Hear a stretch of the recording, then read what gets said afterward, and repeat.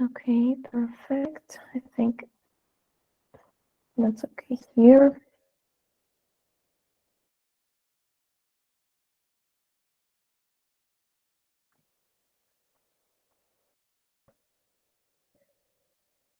So let's start, and rest will joining us.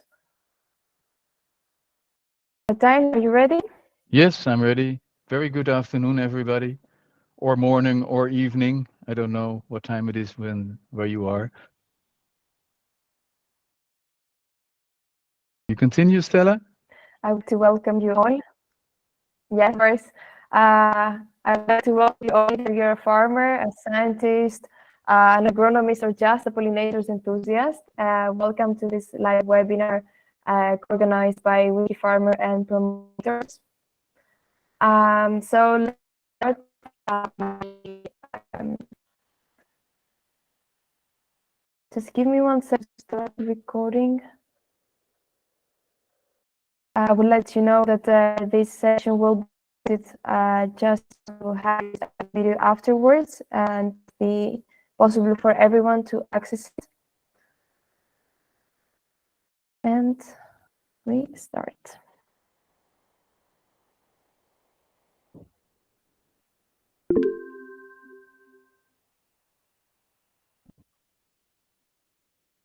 Understand? Yes. Martijn, let me know.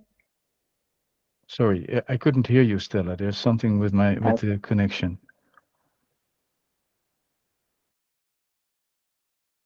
Okay, no worries. I will start. I believe that will be just fine. Okay. Okay, go ahead. Let me present again. Okay, great. So let me start by diving into the agenda of today's webinar. We will start with a short presentation about Wikifarmer and Promote Pollinators, and then we will dive right away into our topics with introduction to pollinators and the threats they face today by Koos Biesmeijer from Leiden University. Then Evangelos Kontogiannis from the Institute of Agronomic Sciences will present us the natural enemies of major crop pests. And Filitsa Karamaouna from Benaki PhytopathoIogical Institute will talk about field margin management to enhance white pollinators in agroecosystems, case studies in Greece. Buyung Hadi from FAO will present the part of Integrated Pest Management Principles and Practices. And presentations will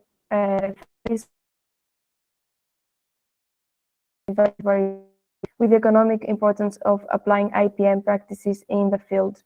I would like to ask you all to stay until the end because we're going to have an extended Q&A session. So to have the Q&A, you can send us your questions with several ways. For people that joined us in Google Meet, unfortunately, the chat box has been deactivated, so it's possible to reduce the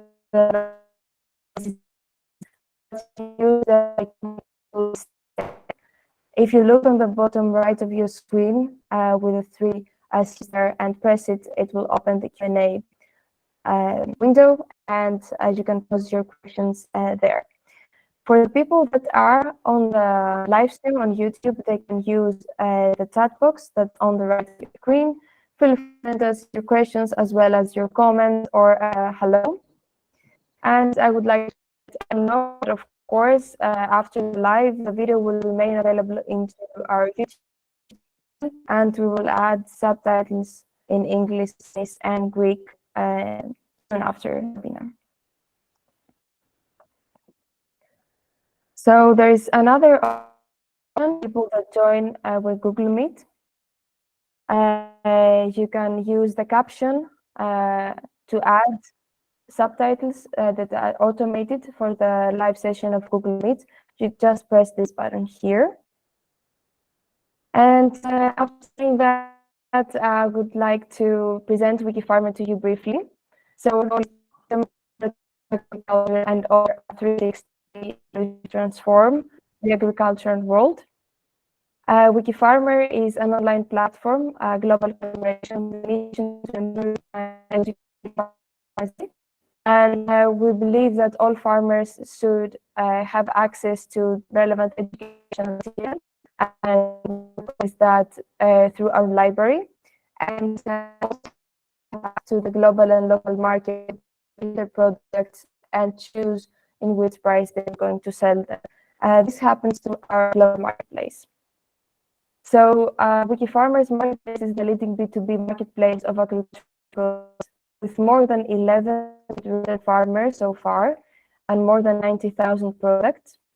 The platform as well as into 5 languages, and any farmer can create a profile and present his product there for free. The buyers, of course, can be individuals or companies. As for the library of Wikifarmer, we're very proud because FAO has characterized us as the Wikipedia of farming. Content is completely free and translated already into 16 languages. It is created by our own of experts, but also contributing authors that collaborate. 2017 until today, we had more than 19 million single visitors coming to Wikifarmer from all over the city. We have a quite strong presence in almost all continents, and already you can see the top 20 countries based on the number of visitors that comes to the platform. As I mentioned, the content is quite rich, and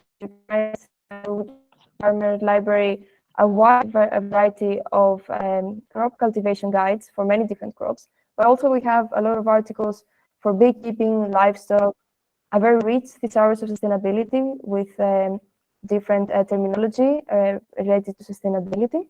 And recently we the sustainability and the science.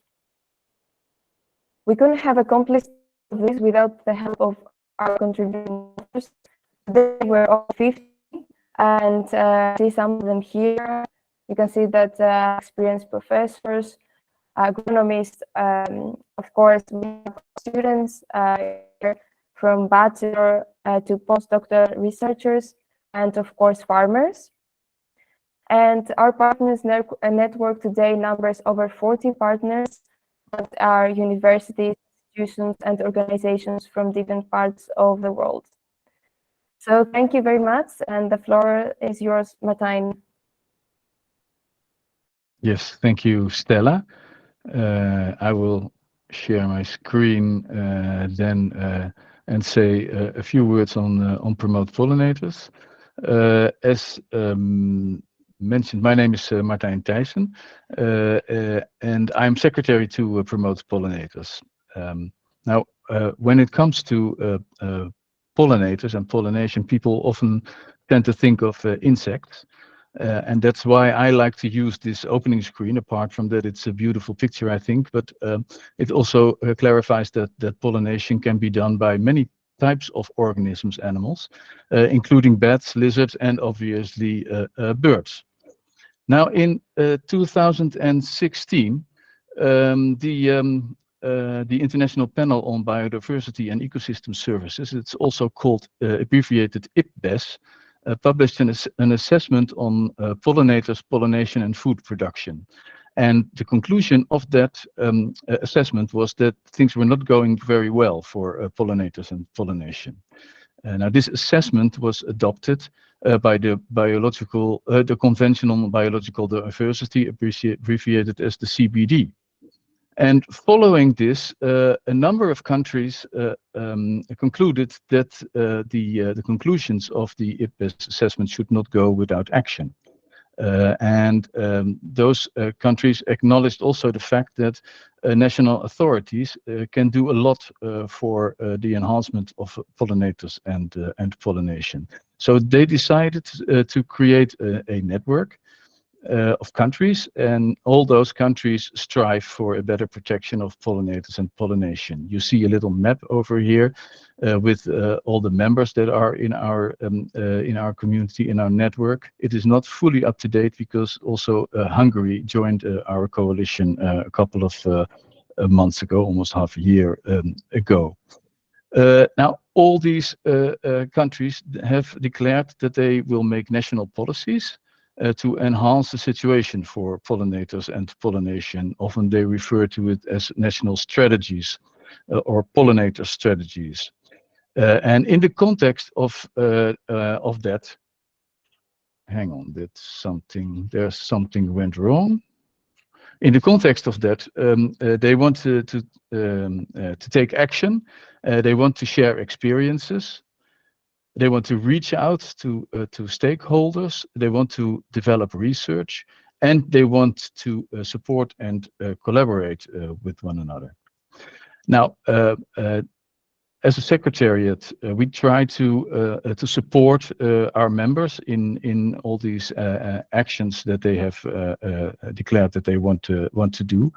And this webinar is all about sharing experiences, obviously, and reaching out to stakeholders. And it is thus in the center of what we want to do. I look forward to this meeting. I'm sure that we will have an interesting session for all of you, and the list of speakers, I assume, gives great confidence in that. Now, having said that, and then I need to stop sharing my screen. Let me see how I do that again. Oh, I need to go there, of course. Yes. There I am again. So having said that, I would like to introduce our first speaker of today, and that is Professor Dr. Koos Biesmeijer of Naturalis Biodiversity Center in Leiden in the Netherlands. Koos is a leading expert on pollinators and on bees in particular. I've learned that you can ask Koos about anything about bees, and he will come up with the answer in just a few minutes. Well, he nods a little bit, but that is my experience anyway, Koos. Koos is also one of the authors of the IPBES assessment on pollinators, pollination and food production that I spoke about earlier. And Koos will give an introduction on the importance of pollinators and the threats that they face nowadays. So Koos, the floor is yours. Well, thank you very much, Martijn. And I think you should now slowly see my presentation as well. Excellent. Yes, I like pollinators and I like to work on them. It's a fantastic system, plants and pollinators, to understand. And I'm sure that many of you have seen bees or other animals visit flowers. And we always say they are pollinators, but that's of course not always true. You can have these bees or these bats. If you are up at night, you can see bats visiting flowers. These flowers look completely different. Or if you're in the south of Africa, then you have these strange flies with very long tongues that can only visit flowers with very long tubes. So there's all kind of exciting things going on. Or these hummingbirds. Martijn already showed the hummingbird. I used to live in Costa Rica, and I'm very fond of hummingbirds, for example, as well. So we say that it's pollination, but of course what we see here is not pollination, it's flower visitation, because of course the animals look for food, pollen, nectar, and the plants hope to get the best mailman. They have to transport their pollen grains. So in fact, the animals are looking for a restaurant, and the plants are looking for the best vector to the best logistics vector. It's not always pollination, and I say that because if you look in your gardens, wherever you are, you can always find animals like this bumblebee here that has found another way to extract nectar from this plant, not via the normal way. So it will not pollinate it, it's robbing nectar. So many people think that pollination is kind of a collaboration between the plant and the animal, but that's nonsense, of course, because they are looking for different things. However, often their behaviors and their shapes and forms, they come together in a way that it looks like collaboration. And that brings us lots of benefits. In fact, more than 3/4 of our leading food crops need animals for pollination. And also, the great majority of our flowering plants produces seeds and fruits only or better and more when you have animals that pollinate. So pollination and pollinators bring us lots of benefits. Often you may hear people say, well, no bees, no coffee, or something like that. And that's not completely true. It's also not completely nonsense. Because for coffee, for example, if there would be no bees at all, we would lose probably 40–50% of the value of our coffee harvests. So that's quite a lot. And in fact, if you look carefully at the crops that we have, then the dependency of crops on pollination varies quite a bit. All the grasses, so our wheat and rice and also root crops like cassava, they don't need any pollination for the production of the food items we have. However, if you look at on the left on soy, coffee, and oilseed rape, these are crops where without pollinators we would lose between 1 and 40% of their production. You also have crops like the dark red area, which here is indicated cocoa, but there's also almonds and watermelons and other crops that really would be reduced almost completely if there would be no pollinators.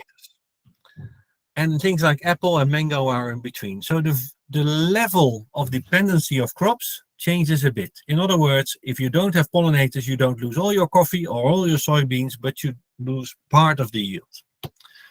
If you add up all these values, it adds up to quite a big chunk of money. So if all pollinators would disappear, our market crops would lose between $230 and $570 billion in value every year. So that's a big chunk of money. If you look at this world map, you see some dark red areas like in the north of India. That's due to apples. In the south of India, it's cardamom and coffee and mango. If you look in the east of California, there's a funny red stripe. That's all the almond production. Almonds are very dependent on pollination. And if you look in Western Africa, then you see red in so high dependency of economies on pollinators in Ivory Coast and Ghana. That's due to the midges that pollinate cocoa. So the distribution of the dependency is more or less like this in the world, but the total value is quite high. So it's worthwhile then to understand what crops need in terms of pollination. And in fact, there's a whole toolkit of small tricks and methods and tools that we can use to assess that.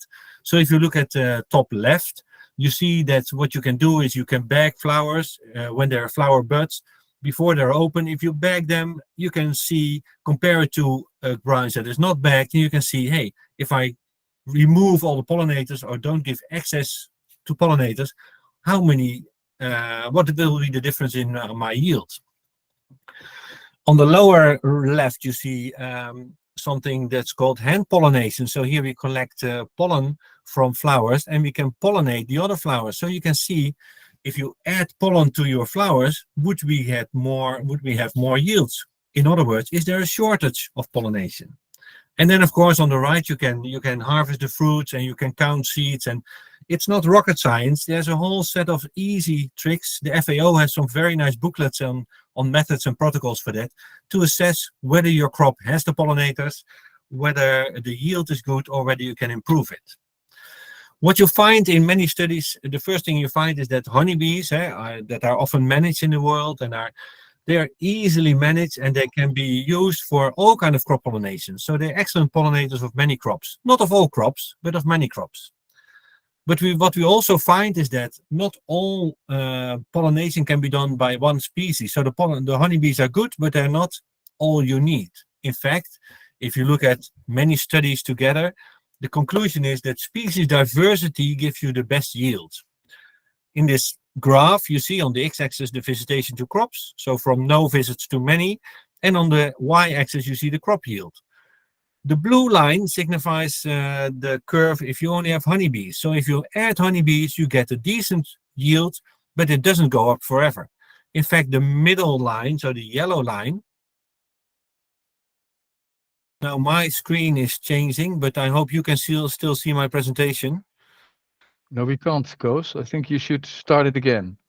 Because somebody, okay. Yeah. Somebody changed it somehow. Here it comes again. Yeah, yes, there it is. Okay. Good. So it's still the same graph, and you can see that the middle line, the yellow line, that signifies if you have a bunch of wild pollinator species, how much yield would you have? And in fact, the purple line is the highest. So the more species you have, the higher the yield is. And that's because these species do different things, each and every one of them. And together you have a better mix. And in fact, if you look at, if you then look at different locations next to each other, you see that the species you find to pollinate your crop are slightly different. So if you look at the whole area or whole region, there's quite a high number of pollinators that you need to satisfy the needs of your crops.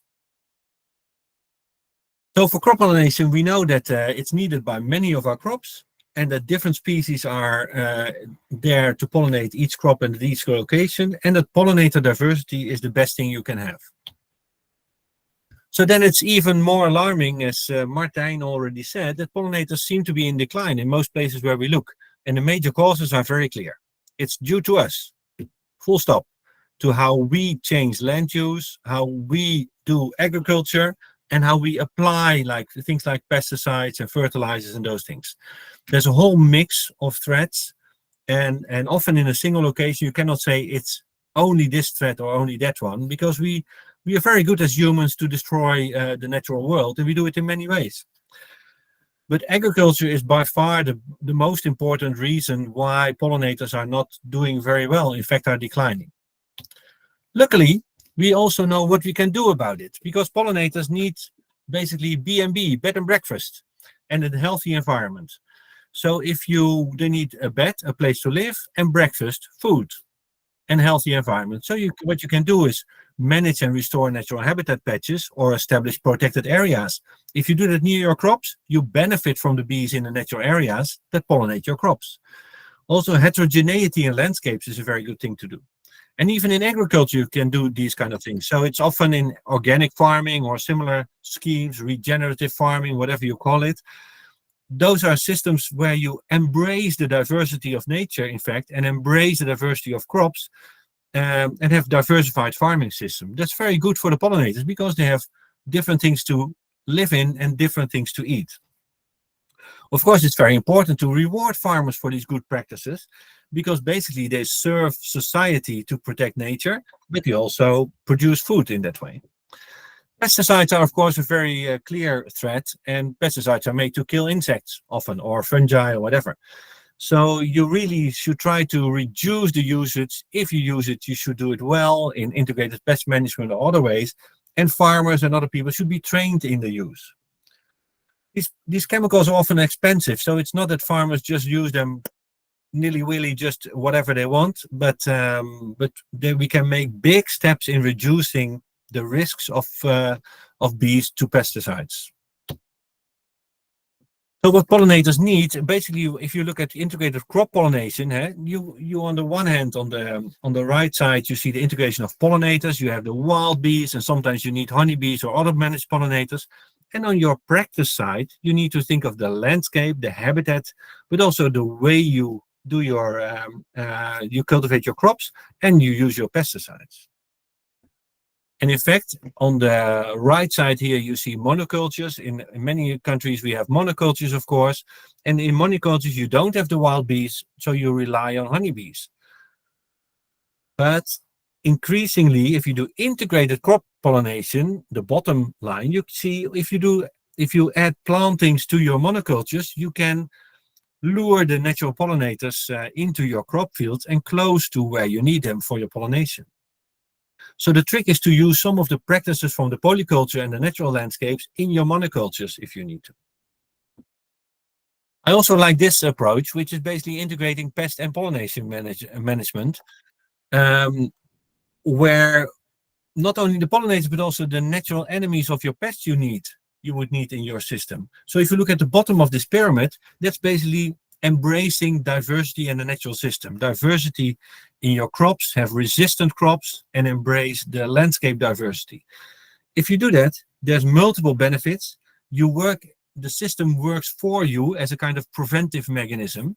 Whereas if you're on the top of the pyramid, that's basically the conventional practice of using pesticides. Well, you kill the bees, you kill the natural enemies, and you need to do that very intensively often.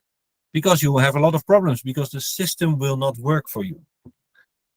So in summary, if I look at pollinators and pollination in this 10 minutes, and what I hope that you would take away from this is that many are flower visitors and sometimes you have pollination, but luckily a lot. That's good because 90% of our wild plants and many of our crops need pollination. And that bees, but also flies and several other animals are very good pollinators. And for some crops, bees are not pollinators at all, for cocoa, for example, or from those kind of things. So if you work on crop pollinators, think about, if you drink coffee, think about bees. If you eat chocolate, think about the midges, because they pollinate most of our fruits, vegetables, and nuts. And it's very clear that more diversity gives you more yield. And it means more diversity in the pollinator species, but more diversity in your crops also provides more habitat for the pollinators and more diversity in your landscape. That all gives you higher yields. And it's often the best way to increase your yield is to think about the pollinators and what they need. So what then if we move to more sustainable agriculture, which is really needed everywhere, even more in the Netherlands than in many other places, I would think. I think that pollinators show that nature is an important input in agriculture, is a partner in agriculture. You should think about it and understand pollinators, then you can have better yields. And then integrate that in your crop management with the natural enemies, with your soil management and other things. Because nature ideally is the default input in your farming. And only if that doesn't work, you can look at other inputs. That would be great if we would change to that practice. That would be great to the tomato farmer in Brazil or to this apple farmer in India. And it would be great to us and also to the bees that I love. So thank you very much. And I hope this is brings you some new things or new inspiration to work with pollinators and crop pollination. Thank you. Thank you very much. So now, after this very interesting presentation, I would like to introduce our next speaker, Evangelos Kontogiannis. He's an MSc agronomist with specialization in plant protection and also an instructor for pollinators and beekeeping. I will ask the help of my colleague Rodanthi to share the video of his pre-recorded presentation because unfortunately he couldn't join us today to the live. Yes, give me Rodanthi? 1 second. Okay. Yes. Of course.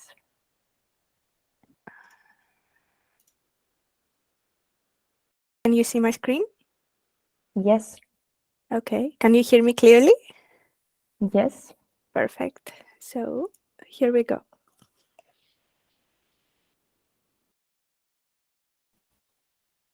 Here again is Rodanthi. Sorry? We cannot hear You cannot Evangelos hear the present.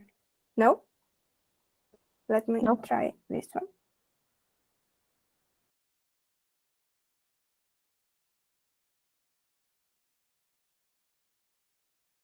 No, still no. Okay. Maybe I could give it a try, and if there is an issue with my connection, I can change again.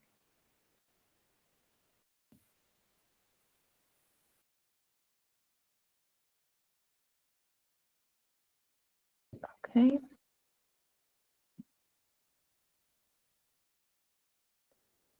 So here is. Good evening to everyone. My name is Evangelos Kontogiannis, and today, in my time, we will speak about important beneficial insects for agriculture. Let's start by talking about control. Stella, Those I think it insects doesn't work. are For me, the sound is quite bad, so I'm gonna try another way. Let me know if it works.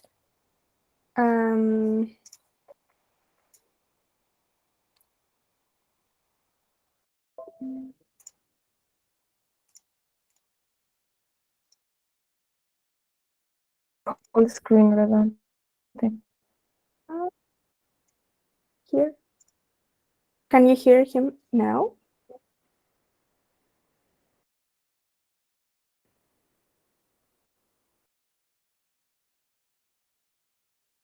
No, let's download the presentation to your computer and move on to the next presenter. If it's ready, Mrs. Karamaouna, are you here? Yes, here I am. I will appear Perfect. now on your screens also. So, Great. shall I start then and share my screen? Yeah. Can you hear me? Yes, perfect. Okay. We hear you perfect.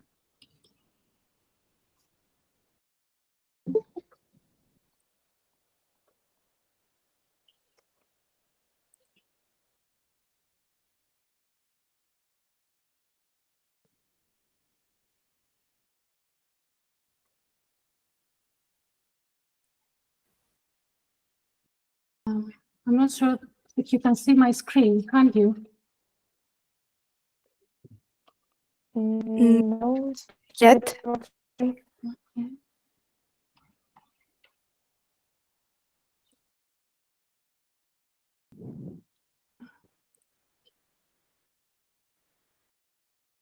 Yes, now it seems it works.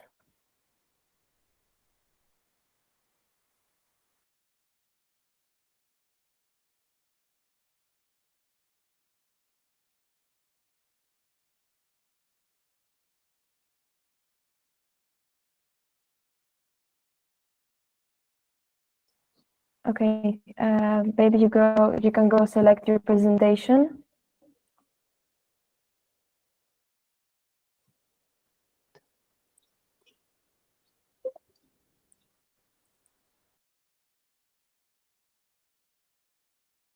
Can you see my screen now? Yes. Yes. We can.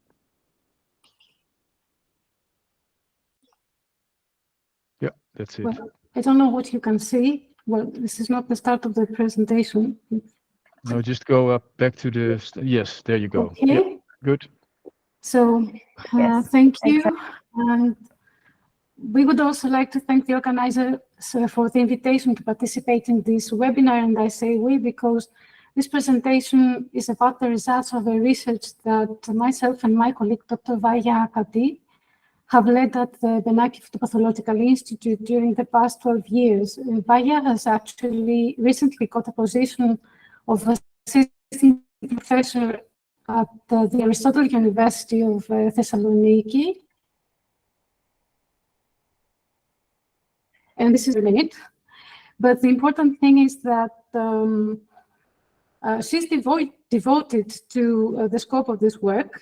And this work is about field margin management to enhance wild pollinators in agroecosystems in Greece.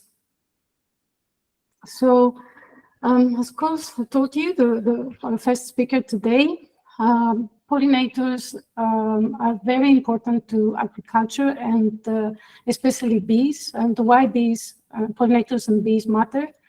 Because pollination of 70% of global crops depends on insects, and well, in the EU, pollination of 85% of the crops depends on bees.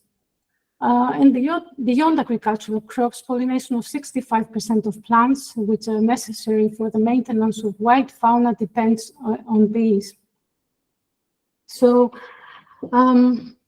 pollinators are important for the pollination and the fruit setting of several crops, as Koos mentioned before. And I will just read some of them from my list as well. Kiwi and Brazil nut, avocado, and palm fruit and stone fruit, mango, and many of the cucurbit crops, watermelon, pumpkin, and melon and cucumber, and other crops such as cardamom and coriander. Bees are important for them, for their pollination and fruit setting. Can all insects be pollinators? Koos has given you the answer. Not all the taxa and from all the groups that we know, and in entomology we call orders, can do pollination. They visit the flowers, but they're not they could contribute, maybe some of them, to pollination, but not all of them are efficient pollinators. Flies, the diptera, yes, they can contribute to pollination, and there is a group which is most effective, and this is bees. I cannot go to the next slide, but here I am now. We all know the most popular bee, which is the honeybee, but there are a lot more wild bee species in our world. Actually, there are 20,000 bee species globally, 2,100 or more species in Europe. The Mediterranean region is one of the diversity hotspots at the global scale. We are very lucky at that, and this is because the warm and dry weather are conditions which favor bees. In the map, you can see that the red color, the deeper the red color is, the higher the species richness for bees. So bees are important for agriculture. We need to appreciate them, and we need to protect them. Is there something that we should worry about? These days, Koos has also mentioned about the bee decline. There are reports for records which suggest that there is a global decline in bee species richness. 25 fewer bee species were found in the decade 2006-2015 than before 1990. Well, the causes for this bee decline, or Koos has already mentioned about them, and what really can affect them. I will just mention about agriculture, because with the intensification has led to habitat loss, and also it affects through the rational use of pesticides. So we need to protect bees from these threats. And what does the European Union do about it? In 2018, the European Union undertook an initiative for pollinators, and this initiative was validated last June 2022, and this is to reverse the decline of pollinators by 2030. How? By taking certain measures to conserve wild pollinators in agricultural landscapes, both in farm level and in landscape level. In farm level, through the enhancement of pollinator-friendly landscape features such as field margins, hedges, fallow land, stone walls, open ditches, springs, solitary trees. And in this context, and even long before that, we asked ourselves the question, can the establishment of flowering strips in field attract pollinators in farm level? And we tested this hypothesis in a project which is called Operation Pollinator, and it was conducted in Greece in several crops from 2011 to 2022. It was funded by Syngenta, and this project included both perennial crops such as grapevine, cherry, and olive, but also annual crops such as plant tomato, watermelon, and cereals in several locations in Greece from north to south. What we practically did was to establish selected flowering species in mixes by showing in field margins or in patches in field what were the criteria to select these plant species.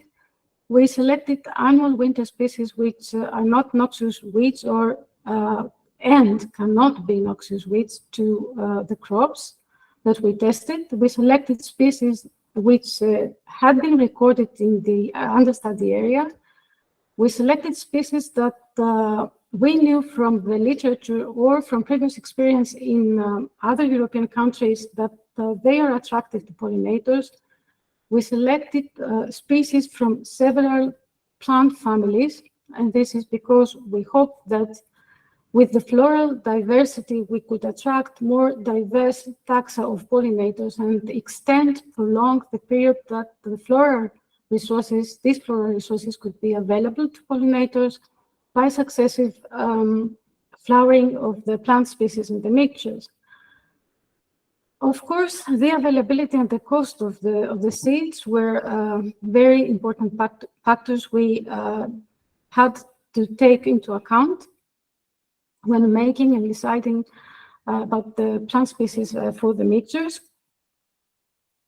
This is the list of the plant species that we tested. It's 35 species from 12 families. If I am to focus the most successful case of plant species in terms of seed germination, establishment, and flowering, I would say that these species are from the Apiaceae coriander and dill, from the Asteraceae, the daisies Glebionis coronaria and Glebionis segetum, chamomile, anthemis, from the Proechinaceae burago, from the Brassicaceae, the white mustard Sinapis alba and rocket, Eruca sativa. From the Fabaceae trifolium species, vets, grass vets, that's Lathyrus, Lupi, Pisum, P. We tested Phacelia, which is not a native plant. In Greece, we included them in the mixture because we know it attracts, it's a good plant for honeybees. And what we did on these mixtures during their flowering was to record the presence, abundance, but also diversity of certain taxa of the groups that you see on the slide, of honeybee, bumblebees, leaf-cutting bees, that's the Megachilidae family, mining bees, Andronida, and the Calyctidae bees. And here I can show you some views of the mixtures in flowering at our case studies. In the olive orchard, the mixes were established in patches within the field between the tree rows, as you can see here. Maybe you can recognize coriander, at least in Borago. You can see Megachilid B on coriander flower and another calyctid, Lasioglossum on coriander. Honeybee on Borago flower. Honeybee and Lasioglossum, that's calyctid bees on white mustard. At the field margin in grapevine, you can see in flowering how it looked like. You can see a bumblebee on anthemis, calyctid bee, Lasioglossum on Trifolium incarnatum, Megachilid bee on Kentavria. In watermelon, again, a view of the field margins. You can maybe recognize Phacelia. The white flowers are rocket, and the daisy, the yellow flowers. So in the left side column, you can see of the photos, you can see honeybees on rocket and white mustard on Glebionis segetum. On the right hand side, you can see Anthophora on rocket and honeybee and calyctid bee on Phacelia.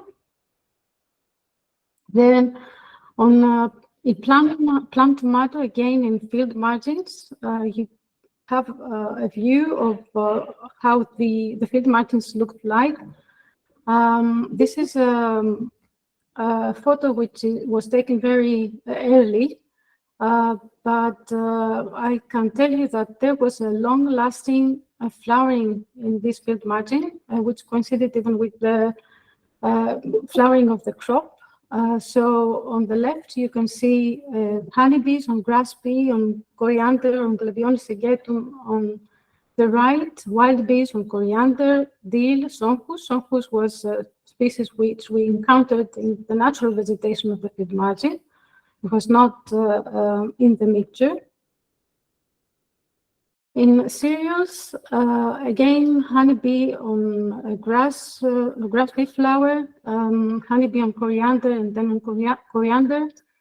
Wild bees on top, and some flies on the bottom, and the butterfly of Lycanida on coriander flowers.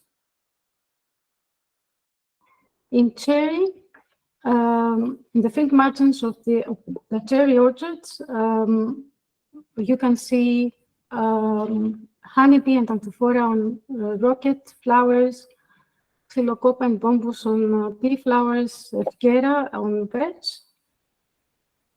So getting back to our original question, can the establishment of flowering strips in field attract pollinators in agroecosystem? The answer is yes. Proper management of weed vegetation and sowing of selected plant species can contribute to the conservation and enhancement of flower resources for pollinators. Plant species such as coriander, dill, borago, daisies of Glebionis, coronaria, and segetum, white mustard, vets, grass vets had a good establishment and blossom, and they attracted pollinators.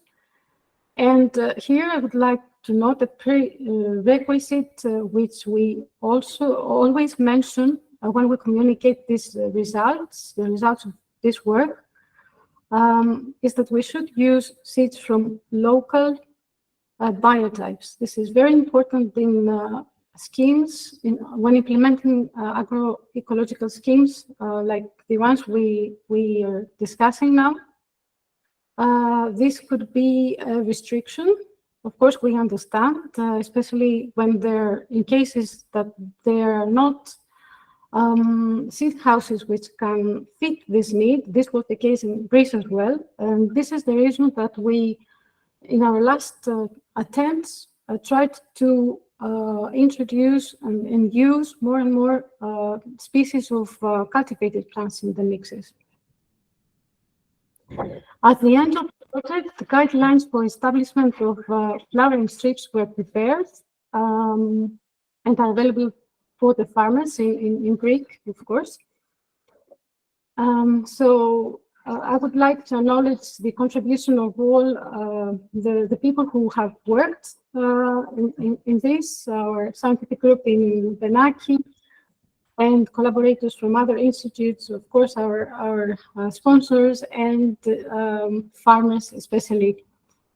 Thank you very much for your attention, and thank you for protecting bees.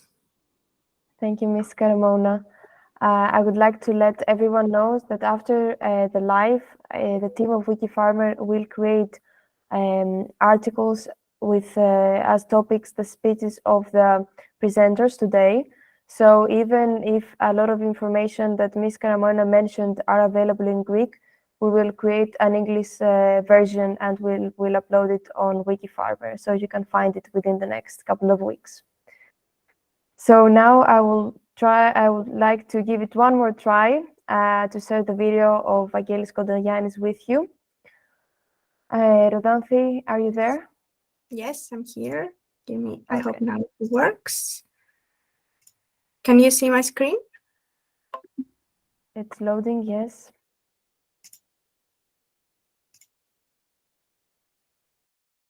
Good evening to everyone.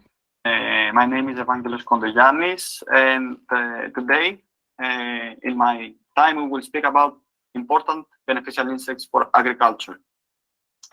Let's start by talking a little about biological control. Those insects are used in terms of biological control. Biological control is the use of living organisms to suppress pest populations.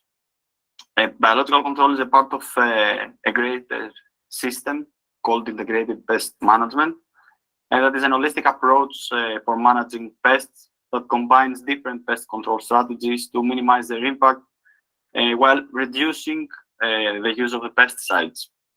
The ecosystem function of biological control is estimated to have an annual value close enough to $400 billion US per year, compared to the 8 billion spent for insecticides. The biological control has three different subcategories. The first one is called classical biological control. The classical biological control is applied on about 350 hectares upon the planet. That represents about the 8% of the land under culture on planet Earth. The benefit to cost ratio for the classical biological control comes from 20 to 1 and can reach the 500 to 1 ratio.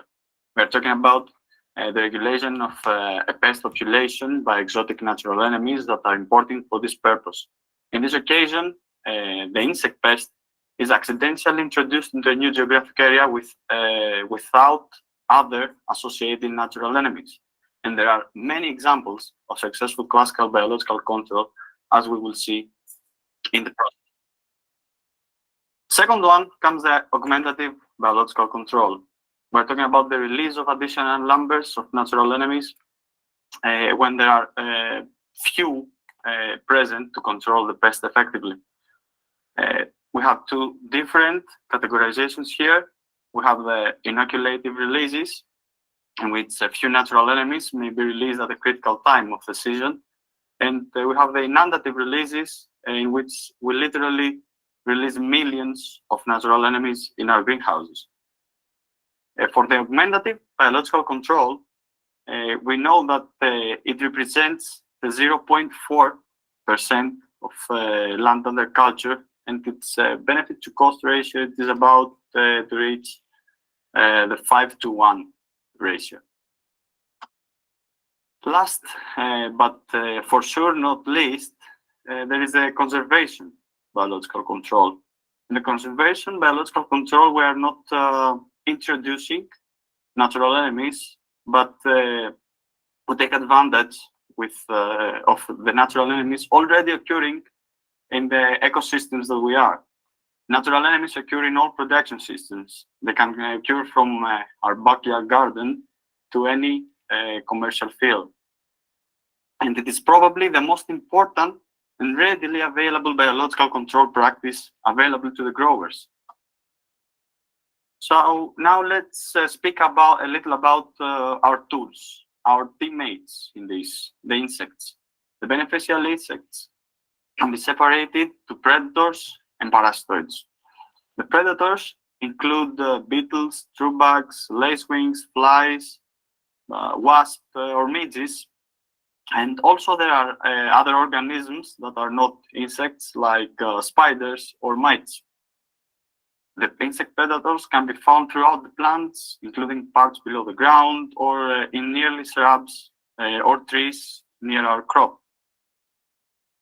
They are mostly generalists. That means that they prey in many different species of pests. They are much larger than the prey, and they usually much more than just one stage of them is predatory. On the other hand, we have the we have the parasitoids. Those parasitoids are mostly insects of the families of the orders of Hymenoptera or Diptera. Insect parasitoids have an immature life stage that develops in or on a single insect host, ultimately killing the host. They are much more specialized than the predators, and they are much smaller than their host. Their advantage is that they often have much quicker life cycle, and they can increase in numbers much faster than the predators. Their disadvantage against the predators is that they are much more susceptible to insecticides. let's start talking about some of the predators. We couldn't be here and don't talk about Rhodolia cardinalis. Rhodolia cardinalis was the first occasion, the first case of successful classic biological control. It was once released in California when the cotton ication scale, also known as Icaria purchazi, was found in the citrus crops in California and devastating them. The infestations were so severe that the citrus growers in California were pulling out their trees and burning them. And the arrival of Rhodolia cardinalis saved the citrus crops in California. It's important here to say that in the cases of classic biological control, we have a release usually just once in a crop or in an area, and after that, after the population is established there, it comes and lives there. It becomes part of the ecosystem. So Rhodolia cardinalis nowadays is a control agent met in almost every part of the world, beginning from California to coming to Europe, going to India and to Asia. After that, we come to the mirids. Mirids are known to protect crops, preying on other insects that are harmful to crops, such as aphids, spider mites, and thrips. Are a family of insects that include several species of plant bugs. One of them is Nesidiocoris tenuis, that has been found to be highly efficient in reducing tuta absoluta population in tomato crops, both in laboratory studies and in field trials. Another one very well known is Macrolophus pygmaeus. Its presence can induce the release of certain volatiles from the plant, which can attract other predators and parasitoids that feed on the same herbivores. This induction of those volatiles comes from the Macrolophus pygmaeus feeding upon the plant. Those mirids are zoophytophagous. That means that they can feed upon the pest, but in the lack of it, they can keep on feeding and surviving on our crop by feeding upon our plants. Last one, we are talking about lacewings, the insects of the order of Neuroptera. Lacewings are very common in the fields. They can be found almost everywhere, from forests to open fields, and their larvae have very strong mandibles to capture and consume their prey. They are natural predators of a variety of insects, including aphids, mites, whiteflies, thrips, or even caterpillars, which can cause damage to our crops. The release of the lacewings is crucial to come in the appropriate time. So we have to consult with a biological control company to determine the appropriate numbers of lacewings, because they are not yet defined the optimal numbers for each one. After passing some of the most important predators, we are talking about some very important parasitoids. We couldn't surpass Encarsia formosa. In general, the Encarsia genera has many species used as parasitoids. Let's talk about Encarsia formosa. It's a parasitic wasp for whiteflies. Regularly checking for whiteflies populations, it's very crucial for Encarsia formosa to come there, because the presence of the whitefly is obligatory, because its absence may be lethal. Not only because Encarsia formosa oviposits in the nymphs, but also its adults feed upon the nymphs. It is important to avoid the use of chemical treatments while Encarsia formosa is on the field. Usually, they are used for crops that are under cover: cucumbers, tomatoes, peppers, eggplants, generally vegetable crops, but also citrus crops citrus orchards are vulnerable to whiteflies attacks, like Trialevrosa ovariorum or Bemisia tabaki. In these occasions, Engarsia formosa can suppress their populations. In these occasions, also, we can not release with a sachet or a hanging cart the Engarsia population, but we can inoculate a new population from another orchard, taking some branches with parasitized nymphs of whiteflies, bringing it in our crop. Going on, we are talking about Trichogramma. Trichogrammatidae is a great family of about 200 species that all of them are parasitoids of eggs.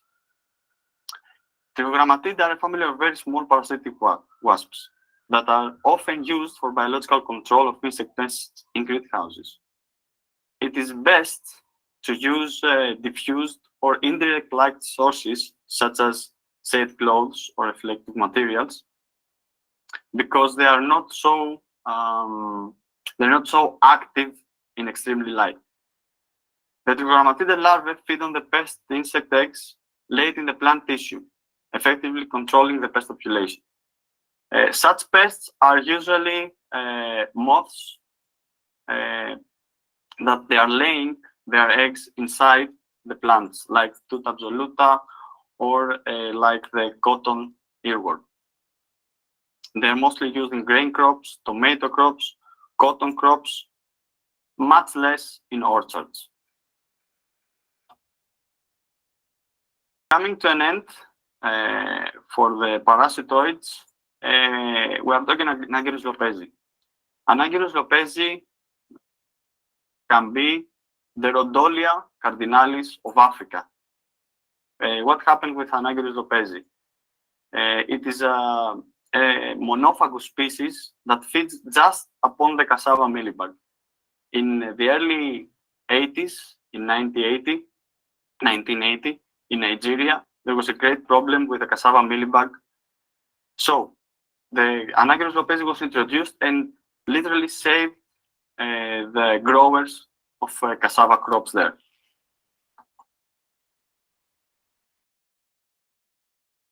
Here we can say that insects, in terms of biological control, are not just used to suppress other pests. They are also occasionally used to suppress weeds. Several genera have been used, with mostly known the flea beetles of the Philotreta genera. The problem here is that we have to pass many tests, because the requirers have to be careful for the monitoring and evaluation, because we don't want to introduce a new species in an ecosystem that causes unintended harm to non-target species. And because a picture is worth of 1,000 words, let's see our teammates. In the left, we can see Macrolophus pygmaeus feeding upon plant tissue. In the right, we can see Anagyrus lopezi attacking and ovipositing in cassava mealybug nymphs. In the left, we have a Trichogramma species ovipositing in a pile of eggs, and in the right, Rhodolia cardinalis with instars or adults attacking Enicheria purchazi, an adult of the lacewings, and an adult of Engarsia formosa, and also an Ophiomia used as a weed control agent. Thank you for your attention. Thank you, Vangeli. So, I think that, yeah, okay, work. yeah. All right, good. So thank you, Evangelos Kontogiannis, for a nice overview of beneficial insects. I learned a lot today. about these insects, and I think I do hope that it gives some tangible things for the practice level also to work further on. I do have some questions, but we'll wait with those for later on. So we move on now, and next on our list is Dr. Buyung Hadi.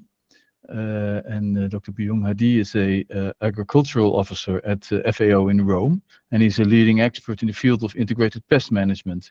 And Buyung will speak on the concept of IPM and how it helps to reduce the use of pesticides. Buyung, it's yours. Thank you for that, Martijn. I hope you can see my screen now. Yes, it works. Wonderful. All right. Well, thank you again for inviting me as a representative of FAO in this webinar. I think my job here is to start shifting, and I thought the presentation before me was a great segue to start talking about, all right, what is out there in the field is it's a mix of different organisms, different arthropods, and some of those are beneficial in a way that is, not only as pollinators but also as natural enemies. And a lot of what I'm gonna talk here will hinge on that fact. But let me just sort of step back a bit and look at the whole problem of pests and the attendant losses under the climate change, just so that we get to grasp how big of a problem is pests and diseases, of course, in agriculture. Invasive insect pests alone cost the world about $10 billion in agriculture, and this is annual. And in forestry, it's even bigger. And the ones that are really bad are typically the generalist pests, like diamond back moth there, and especially when they occur on high-value crops. This is not the only bad news. The other bad news is with the climate change, we are actually expecting this problem to get exacerbated. Why? Because higher temperatures in parts of the world may mean more generations per year, higher metabolic herbivory, so they'll eat more per individual, and there will be a poleward shift in the distribution of the insect and the pathogen. What you're seeing here, the three maps there, are the prediction of how bad will the damage be in the different parts of the world for wheat on the top, rice, and I think it's I cannot see it, but I think it's maize in the third one. And what you're seeing there is that in the temperate region, you'll start seeing higher number of generations per year, and also a bit higher level of herbivory, and thus you'll start seeing higher damage, especially on wheat and maize. And of course, with areas having warmer temperatures, you'll start seeing the insect pests get distributed a lot broader, especially northward. So, right. Now, that's one side of the equation. The other side of the equation is the fact that we've overused pesticide. In fact, pesticide form a majority of our response against this pest problem. And overusing pesticide comes with its own problem. The map here shows the estimate of pollution risks due to pesticide. So the darker, the browner the color there, you got higher pollution risk, and vice versa. And according to this exercise, in any case, you see that about 60% of total agricultural land is at risk of pesticide pollution by more than one active ingredient, and of this, 31% is at the high risk. Now, it also comes with human health exposure risk. And what you're seeing here is that in the areas that are brown, those are areas where the exposure risk is higher than what is acceptable. And if you have time and you take a look at the two map, you see parts of, for example, parts of China there, and a bit of a part of Europe, also see heightened risk of human exposure to pesticide. We've heard a couple of times that this is not only a problem for the environment, land and water, to human health, but it's also towards pollinator health. But pesticide is constantly ranked as one of the drivers for pollinator decline, and there are quite a number of studies out there that are demonstrating widespread pesticide exposure towards different species of pollinators, and some that are showing that indeed it has an impact on the abundance and diversity of pollinators out there.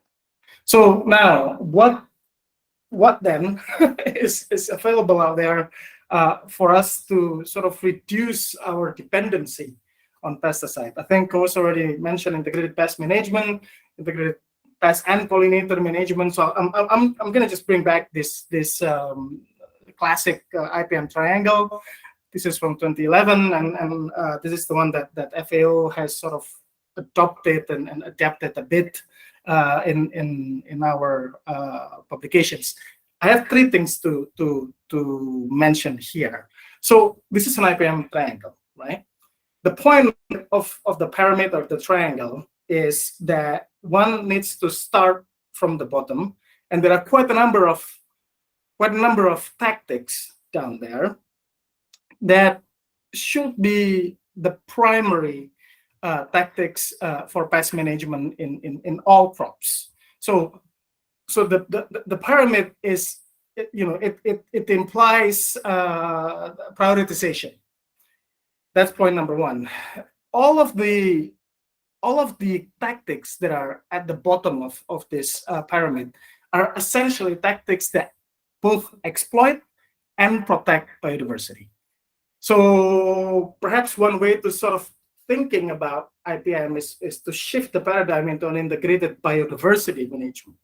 And if we rely on a more biodiverse crop, for example, by having a diversified cropping system, if we rely on a more diverse genetics that are out there and use them as host plant resistant varieties, if you rely on biological control, conservation biological control, for example, or augmentative biological control, those are all tactics that exploit biodiversity.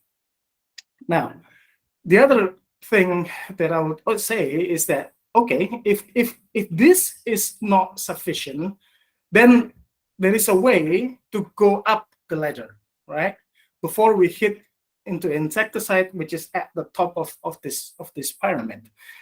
But in going up the ladder, it is important that detection, sampling, and monitoring, and the use of economic threshold is super important. And this is a point that I cannot stress it strong enough, because the fact is, okay, what is economic threshold? Economic action threshold in IPM is seen as what is the level of insect population in which you need to, it is justified for one to start using insecticides. There's a whole theoretical underpinning of this. I will not go into that, but I'll make 2 points. The first one is it really depends on what kind of variety, how susceptible is your variety out there, and it really depends on your economics, right? Because it incorporates into the calculation of economic threshold the cost of the insecticide, and also how much profit can you make by the yield that you save using that intervention. And as such, economic threshold needs to be calculated locally. There's no point, for example, of using an economic threshold that is calculated in the US for maize, say, in Africa for the same crop. the economics are different, the type of variety being planted are different. The last point that I'd like to make is that it's a pyramid. The pyramid can only stand this way. If you stand it the other way around, i.e., if you start with a chemical use at the bottom, it crumbles. So that, again, I know that's just a circular way of saying that it's important to start at the bottom. It's important to start with all of the tactics down there. So there are quite a number of meta-analyses out there. I picked one from 2022 from some colleagues in the UK that showed that all of these tactics, all of the tactics that are at the bottom of the pyramid, comparing. So this team basically picked studies that's been published out there and say, all right, if we compare those tactics at the bottom of the pyramid compared to doing nothing, what do we see? Those tactics reduce pest abundance by 63%, reduce crop damage, and increase yield by over 60%. So that's good news. How about if we compare them to the use of pesticides? And this is what happened. So what you see, and anything that crosses that zero means there's no difference. So those tactics, if they're used alone compared to the use of synthetic pesticides, the pest abundance are not different. The crop damage is not necessarily different. The yield's not necessarily different, but the natural enemy abundance is higher. What does that mean? Look, if we just rely on those tactics at the bottom of the pyramid, we maintain the yield and we increase the natural enemies. They serve as a way to conserve the biodiversity in the farm. So very quickly, going on a case study on fall armyworm, which is something that I've been working on for the last 3 years.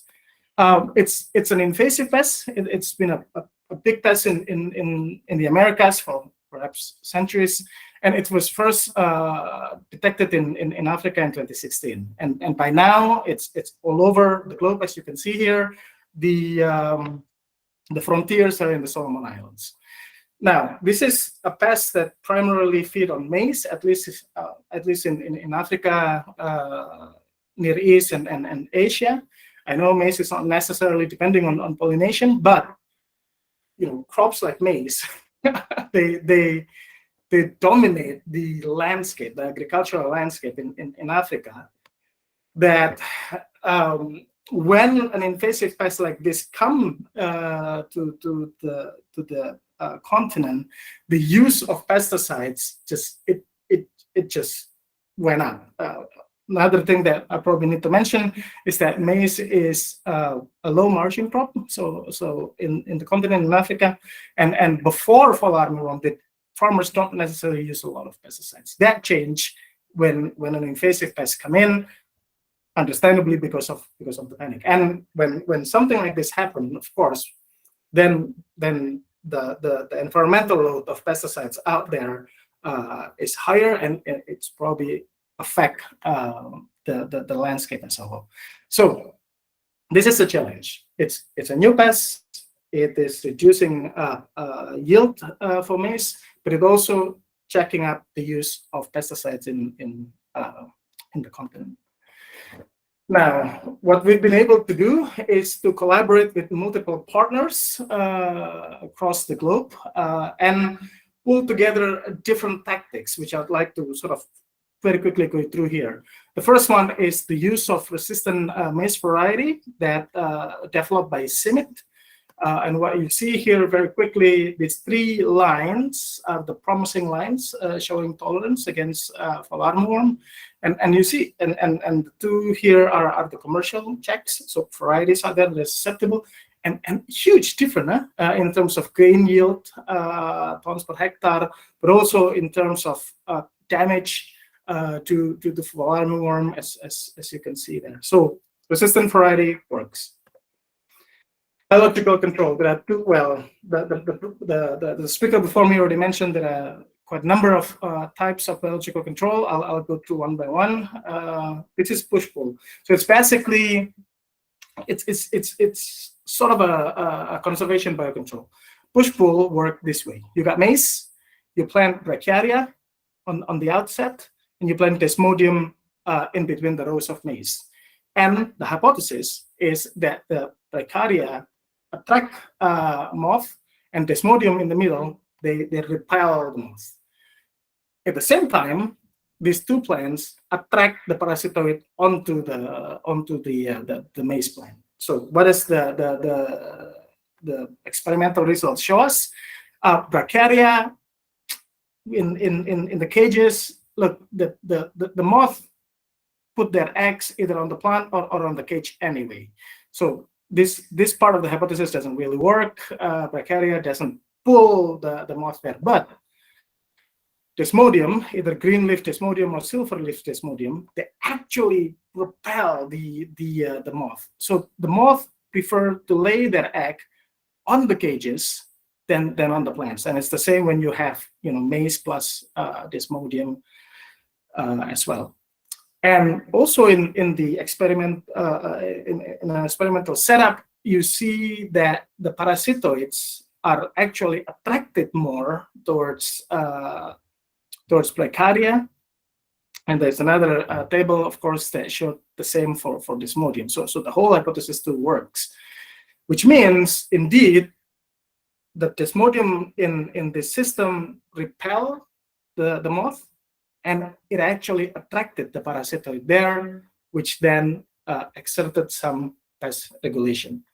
What you see here is in the farmer's field in different townships in Kenya, and what you're seeing there is the damage due to fall armyworms always higher in the monocrop maize than in the maize that are planted in bush plough. There are quite a number of natural enemies, indigenous natural enemies that's been detected that are now utilizing fall armyworm in Africa. 30 to 45% parasitism, so pretty good, both egg and larval parasitoids. The last point I'd like to make is also it is possible to use biopesticides. This is typically Bovaria bassiana or Metarhizium anisopliae. So those are fungal pathogen of insect, and they work either on egg or neonate, new larvae, as well as on adults. So the tactics are all there, right? The technologies are all there. Now, as FAO, we try to sort of promote this through training and whatnot. And what we slowly see is that agriculture has an adoption problem, which means it's not enough to just work on technology supply. It is also important to work on the knowledge side of farmers. It's important to work on the finances for them. Sometimes they need a bit of finance to take away the risk of them trying new technology. But then it's also important to work on the market, either the commodity market, to incentivize farmers using more sustainable tactics, and also on the input market. What do I mean by that? Well, all of these biopesticides, biological control agents, they can be seen as marketable commodities. And it is important to start really pushing for these more sustainable technologies to be available in the market. And the lever to do that is policy and regulation. So just to summarize, indeed, pests, pathogens, weeds, there are significant challenges for food production. The current practice pose threats to our health and to environmental health. There are techniques and technologies out there that are making it possible to move from a condition where you have to choose between food production and environmental protection. So we can do away that. But to scale up these techniques and technologies, it's not enough just to push for the technologies out there. It is possible. It is important to also work on the market, the knowledge transfer, and the policies. That's what I have. Thank you so much. Thank you very much, Buyung, for again a wonderful presentation on integrated pest management, and also for giving us some nice practical examples, because that's really very interesting as well to see about the maize fields, etc. So we'll get back to that probably by the end in the Q&A session. And you also prepared the floor perfectly for our last speaker, for which we moved to Arizona to George Frisvold, who is a professor at the Bartley P. Cardon Chair of Agribusiness and Economics and Policy at the University of Arizona. George will speak on the economical aspects of IPM. So George, the floor is yours. You can start sharing your screen. Okay, I will see if I can make this work.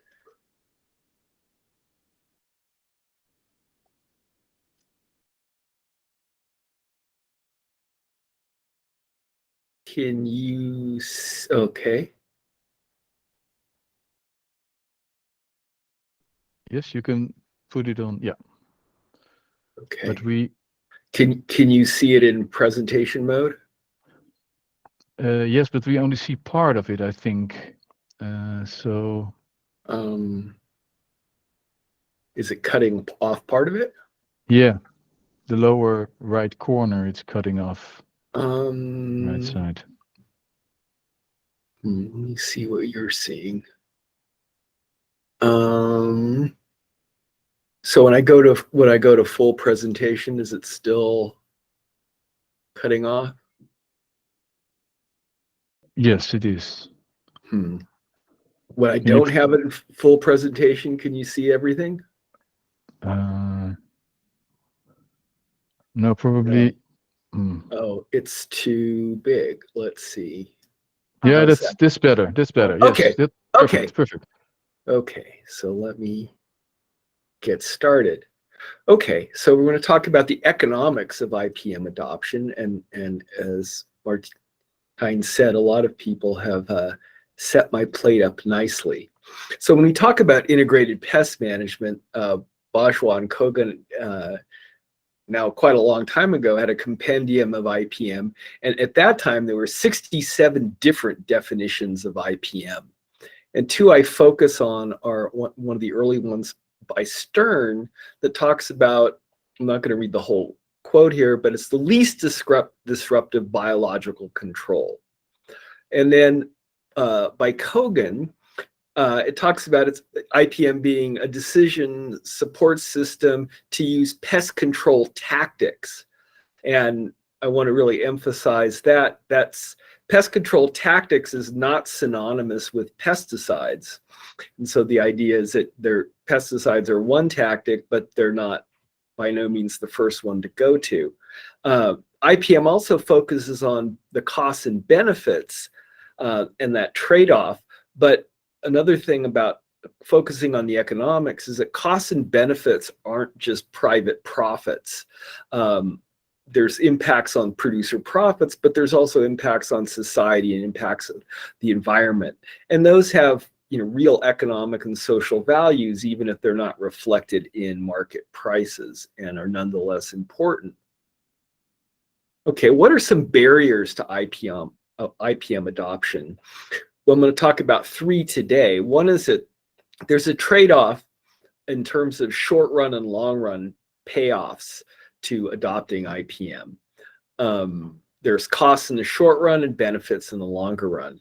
Another barrier is that when pests are mobile, it might require area-wide measures of control. One single farmer's adoption of IPM may be insufficient if neighbors aren't doing the same thing. And so it can become a collective action problem. Another barrier in trying to get farmers to adopt any practice, let alone IPM, is a uniqueness. A response you'll often hear when trying to do technology transfer is that those examples are fine, that's all well and good, but my farm is not like that at all. My production conditions don't match the situation that you're talking about. So there's a short run, long run trade-off, there's mobile pests, and there's uniqueness of farm operations. Now, one of the goals of IPM is to get off the pesticide treadmill. What is the pesticide treadmill? New chemical modes of actions are developed by chemical agricultural chemistry industries. These new modes of action are novel ways to actually kill the pests, and they're introduced into the market. They're often introduced in response to resistance developing in current pesticides. So what happens is a new mode of action gets introduced. Over time, through overuse, pest resistance develops. So the chemicals no longer are as effective. You have outbreaks, and you have large economic losses. As time goes on, if these compounds are overused, you also start to collect more and more scientific evidence of ecological and health effects. And so you have a simultaneous phenomenon, like they're scissors, where the compounds become less economical and there's more evidence of the negative ecological and health effects. And older compounds are replaced by newer compounds. And we have gotten on this treadmill of a repeated cycle of a new compound, heavy reliance, and then problems, both economic and environmental and health, and a move to a new thing. So how do you break this cycle of just moving from one mode of action to another? First, I'm going to talk about some barriers to IPM adoption. One is that if you adopting any new practice entails costs. You know, producers have to do things that are new, and these costs are immediate and they're more certain in the short run. But the benefits of these practices often take a few years to accrue, and the benefits are less certain. So growers are weighing certain costs against future benefits. Barrier specifically with IPM is it's more information and time intensive than kind of just more conventional reliance on pesticides. But a fundamental aspect of IPM is that you're substituting ecological and agronomic and biological knowledge for chemicals. And so it's an information and time intensive technology, but the cost of acquiring and managing complex environmental and agronomic information has been falling over time. The types of technologies we have now to monitor fields, to monitor populations of pests, beneficial insects, other natural enemies is a lot greater. And these and having, you know, geographical information systems to look at what's going on at very fine grained spatially is becoming more and more economical. So these time and information costs are falling over time.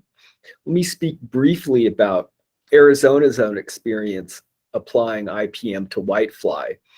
Whitefly is invasive in the western United States. It created huge yield problems in Arizona and California cotton. Arizona producers responded by overusing synergized pyrethroids. And this led to very severe resistance problems. So in 1995, at the height of the problems, the costs of insecticide applications plus lost revenues from yield losses averaged about $600 per hectare. Whiteflies not only reduce yield, they reduce the quality of the cotton. They make it sticky, which makes it harder to turn into textiles. And so growers were receiving discounts for their cotton that lasted several years after the pest problem got under control. And this reduced their gross revenues by 5 to 8%. And farmers operate on relatively small margins, so a loss of 5 to 8% of gross revenues is quite significant. In 1996, narrow spectrum insect growth regulators were introduced, along with an aggressive IPM management program. And it came to the rescue, and it provided enormous economic and environmental benefits to the state. This program also had resistance management so far to maintain the efficacy of the insect growth regulators, but continued monitoring is still needed. So you could see these are costs of the combined pest applications and yield loss from whiteflies alone in Arizona. And you could see that in the early 90s, these were approaching $100 million. And then you could see that around 1996, the IPM program, the new technologies became available, and control costs fell dramatically. So Arizona obtained from the Environmental Protection Agency exemptions to use 2 insect growth regulators, which were narrow spectrum pesticides that targeted primarily the whitefly. And a lot of times growers think in terms of silver bullets. The idea is like, I want one broad spectrum pesticide that's going to kill everything. And the IGRs really aren't that. They're more like having more arrows in a quiver. So there's different options. Now, the response wasn't just, again, a new compound, but a new approach. There were multiple key players trying to organize IPM broadly across producers. And there were multiple commodities involved. Whiteflies are pests of both vegetables and cotton. And so community action plans were developed on an area-wide basis for both different commodities. And there was coordination between different crop producers. And the multiple tactics they used were, again, avoidance at bottom of the pyramid, a lot of sampling, and rules to delay and limit the use of chemical insecticides, and along with resistance management monitoring. And we just saw this pyramid slide before. This is actually developed by entomologists at the USDA and the University of Arizona. And, again, things like avoidance and sampling are the very first steps.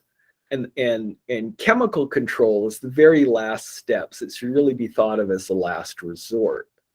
And once the IPM program took effect, pesticide applications dropped dramatically. By 1995, 88% of the acres of cotton were receiving about 7 applications for whitefly alone, not counting applications for other kinds of pests.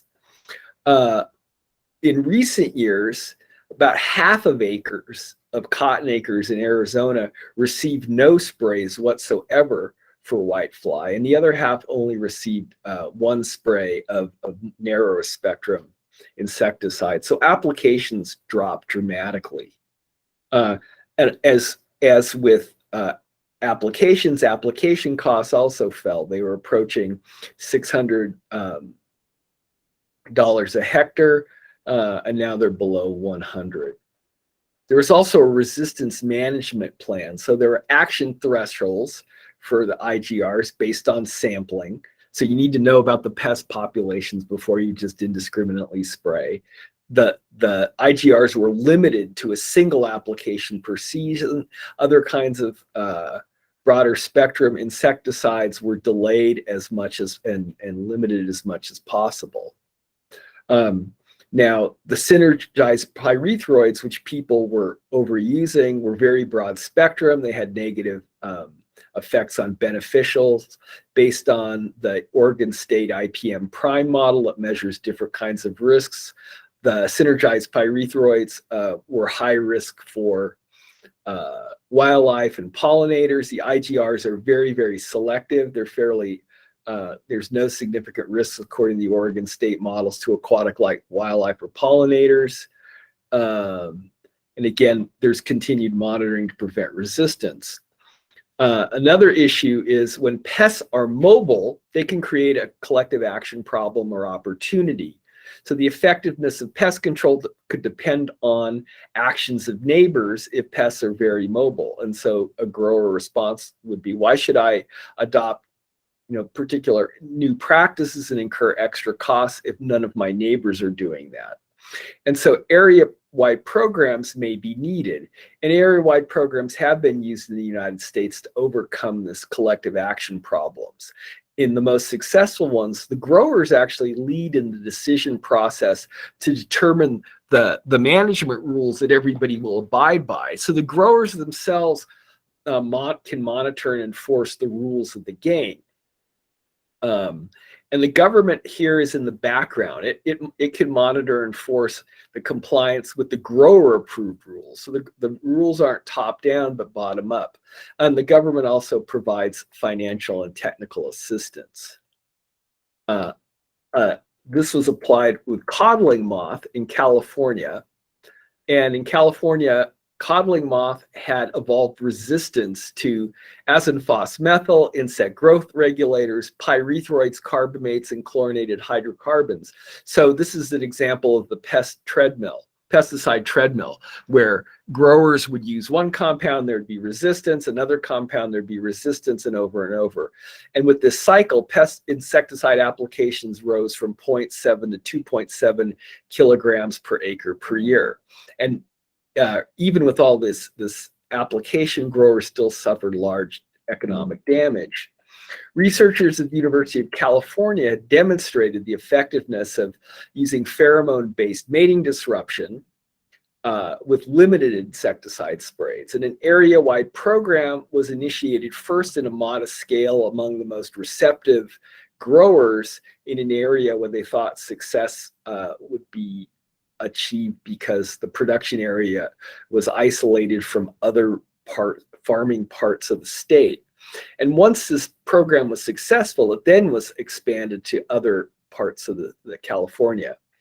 And this area-wide program had growers at the center of it, but there were people from the U.S. Department of Agriculture, people from the Environmental Protection Agency, land-grant universities, private industry providing technology, cooperative extension. So there was a lot of involvement in both public and private entities. And so some of the results are codling moth trap captures fell by more than 90%. A single pesticide application was sufficient to reduce damage to less than 0.2% yield loss. After the first year of implementation, organophosphate applications fell 70 to 80%. Within 2 years, 90% of Bartlett pear acreage was in the program. Many pear orchards went from spraying 14 very high-risk active ingredients to applying 5 to 6 primarily organic or reduced risk compounds. And there was a shift from reliance on organophosphates to mating disruption saved growers between $250 and $500 per hectare. Okay, a final barrier to adoption is farmers will say, well, my farm is not like all your other examples. People will no doubt say, well, you're talking about Northern California, you're talking about Arizona. My farm is different. I'm growing a different crop in a different environment, and so these things don't apply. The basic scientific principles of IPM do still apply. Evolutionary biology and resistance in the pesticide treadmill happens everywhere in multiple contexts. The effects on beneficial species and ecosystem functions are common. The key then is to adapt these general principles to specific locations. And, a response, I have an extension to people will say, well, my farm is different, my situation is different. Is to acknowledge that, yes, your farm is different in certain ways, but not others. And the thing is to start a conversation. I will say, tell me about the differences in your operation. How do those matter? So it's important to know what constraints farmers are operating under and to not pretend they don't exist, but to acknowledge them. But at the same time, there's an opportunity to work with farmers to adapt IPM to their local circumstances. So what are the keys to success in these large area-wide IPM programs? Again, we've heard this in previous talks. There's a diverse array of chemical. You need diversity among chemicals. You're not just using one kind of chemical. You're using narrower spectrum versus broader spectrum things. But chemicals are to be used as a last resort. That you want a diversity of non-chemical tactics. There's no single product or practice that is responsible for success. Again, diversity is the key. And diverse tactics were employed in a socially collective fashion that relied on multiple decision-making bodies operating across vertical and horizontal networks of public and private actors. Incrementalism is important. Growers are receptive to messages from other growers who have been successful. And so an important step has been to start small and well and to move from there. And again, successful completion of these programs requires long time frames. It does take a long time to get growers on board with these kinds of programs. And unfortunately, sometimes growers are not receptive to IPM until they've had some kind of economic and ecological crisis of resistance where nothing is working. Sometimes they often go to IPM as a last resort as instead of a first resort after they're acting in crisis mode. And I think that is my last slide. You can always contact me via my email if you would like some more information. Thank you much. Thank you very much, George. And I've heard lots of things about the barriers on integrated pest management or the implementation of integrated pest management. I've done some research on it myself, but I really liked the different dimensions that you use, which makes it very tangible to touch upon. So well, thank you for this insight. With that, we have come to the end of the presentations, and we would like to go into some questions that were raised or that came up with me, or with Stella, or with others within the team. And maybe it is good to start with a topic that also came up in the chat about the how would you say that the question whether something like integrated pest management is also applicable in situations where the farmers are in a very delicate situation, where they are at the level of almost not being able to exist anymore, and they are depending on their crop for their directly for their livelihood, and so in poor communities you need to eat urgently, it's said. And they have to make sure that they don't die of hunger. And so, and it was added also, I would also like to know if you have been in person in any needy community, especially in Africa. Now, I know that some of us have been there or in other needy communities, I think. Buyung, would you like to say something about that? Right. Well, as just so happened that I arrived back home from Kenya on Sunday. But in any case, I don't think that's the point. I mean, so I'll address the first question. In my experiences working with staple crops, so maize in Africa and rice in Indonesia, for example, the fact is that the ambient natural enemies are usually plentiful enough to exert almost sufficient level of pest regulation. Rice, for example, it's a wonderful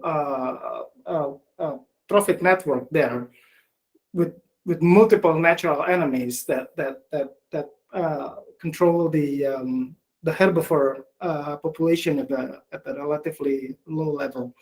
When that balance is askew, it's usually because an overuse of pesticides, and the overuse of pesticides is usually triggered not necessarily by a considered need for the pesticide, but by it's a panic. It's a perception of we need to spray 14 times a season. That's not necessarily a rational considered decision. It's something that is visceral. You see an insect. In the case of falciparum on maize in Africa, it's a new pest. It's big. It's armyworm. So there are plenty of them out there, and people just make that decision right away. So what I wanted to say with all of this meandering answer is that yes, it is usually possible to go through the pyramid and use the tactics at the bottom of the pyramid. And if we fully use those tactics, only very rarely do we need to get into the pesticide thing. Even in the staple crops like maize and rice, where the margin is low.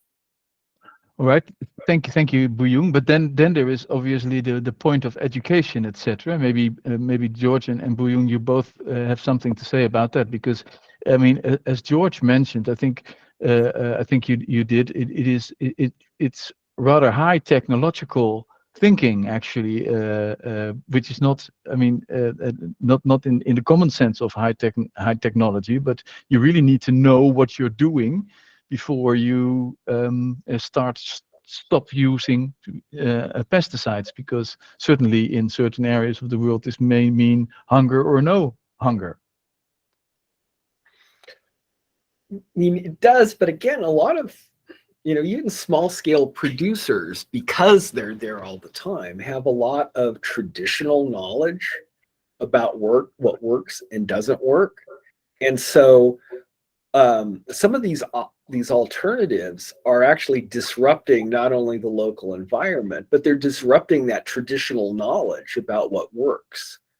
And I can't really speak. I've not been to Africa, but I can't talk about that. But there's been a lot of economic studies looking at pest applications where they're spraying way beyond what makes economic sense. And these are people who are, again, very at the threshold. They're very, very low income. And I guess one way to talk about IPM is that you don't want to spend €50 on pesticides to save €10 of crops.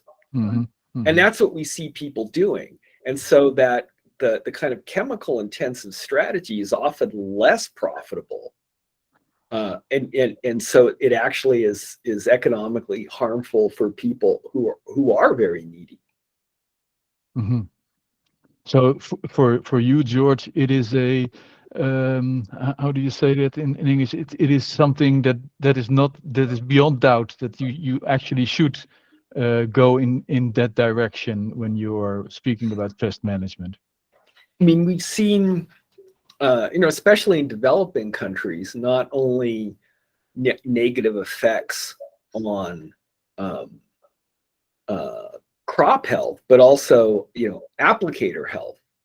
Right. And there's been studies, that folks at IFPRI have done and SIP have done in the CGIR system with like potato systems in South America, rice systems in the Philippines, where cutting back pesticides have not only crop health implications but human health implications, and that you could actually cut back without a cost. There's actually just a benefit of cutting back, both in terms of environment and health. Yeah, all right.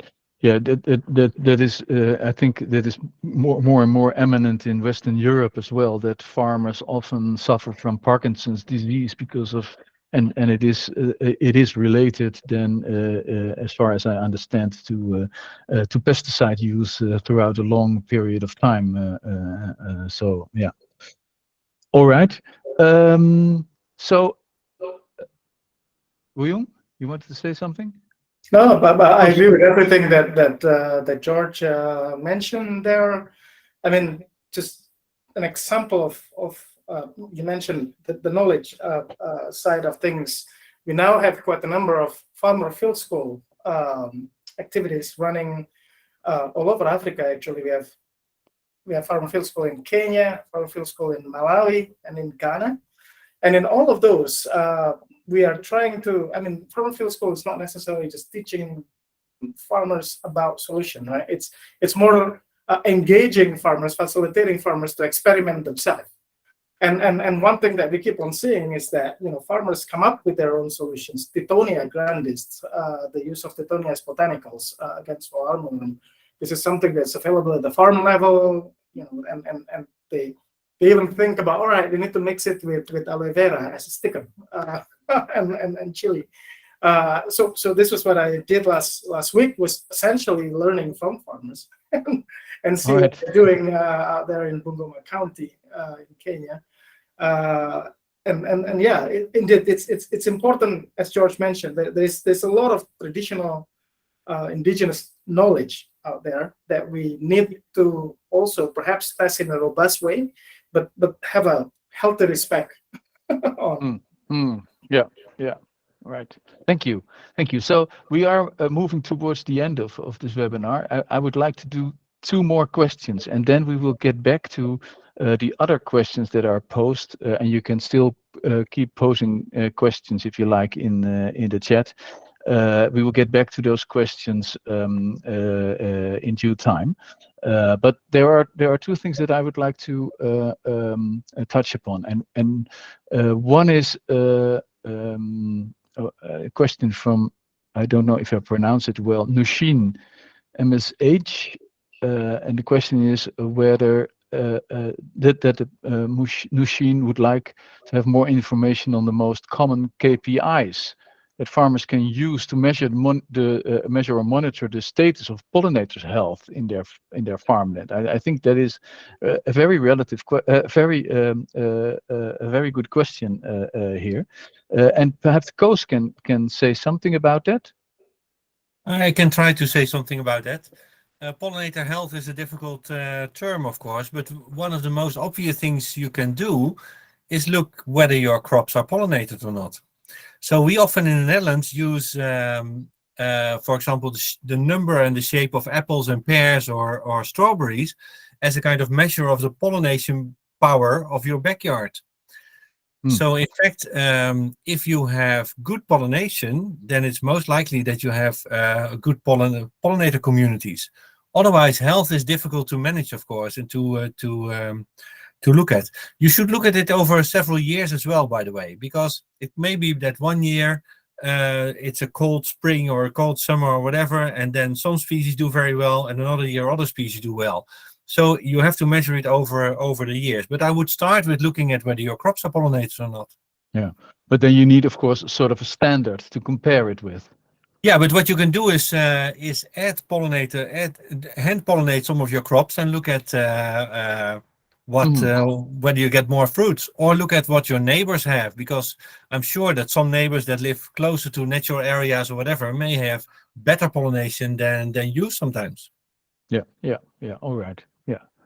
Okay, but but Koos, if I remember well, and then we go into one of the other questions as well, is that in the European Union we now have we are working on a monitoring scheme, right, for sure. Pollinators and pollination throughout. But that's also applied to nature, then, not only to. No, that's everywhere. But there, if you want to monitor what the status is of your pollinators in a province or in a whole region or a country, then you can apply these monitoring schemes. But if it's so, then you have ways you can walk Transact and see what's happening, which pollinators and how many you encounter. You can trap them in kind of way. So we're setting up in Europe a whole scheme, including all the support systems, the taxonomy support, and you name it, to achieve that. But that will be in 2,000 sites across Europe to do that. So if you're an individual farmer and you want to know, do I have the pollinators needed for my crop? I would start looking at your crop. Yeah. So the proof of the pudding is in the eating, literally. Then yes. Yeah. Okay. Yeah. All right. Thank you, Koos. Thank you.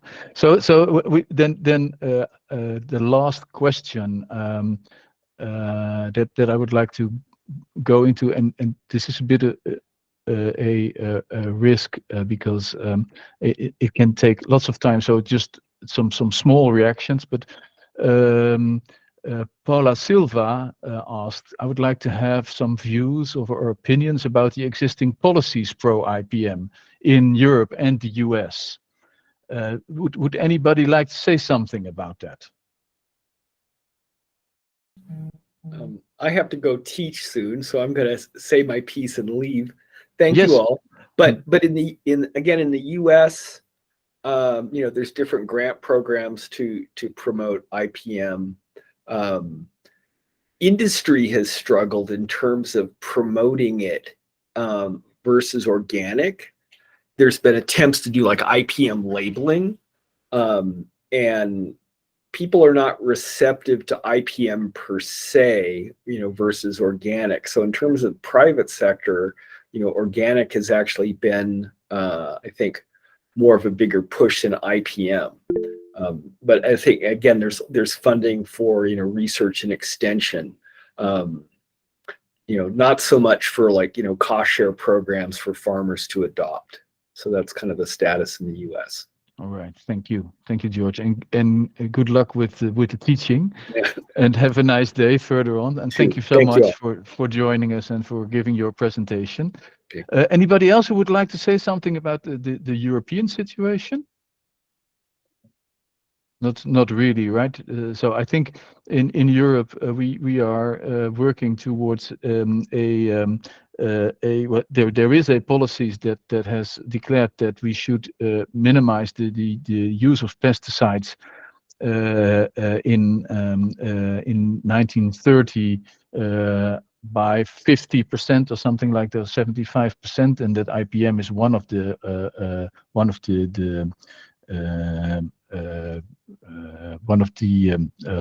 how would you say that, the leading principles there, and it is also in the European policies that IPM should be implemented. But the point here is, of course, that whether you are implementing IPM is not a black and white discussion. So it's very much depending on how you see IPM. Now I see that Roshan Bohara has raised a hand, and I also noticed that someone else raised a hand as well, but I don't know if we can bring them in very briefly, but only for a very short moment, because we are already past time by now. Stella, is it possible to bring people in to say something? I have to give access. Just give me 1 second to let them open their. Now everyone should be able to open their microphone. All right, but not all at the same time, please. So Roshan, you can open your microphone if you like.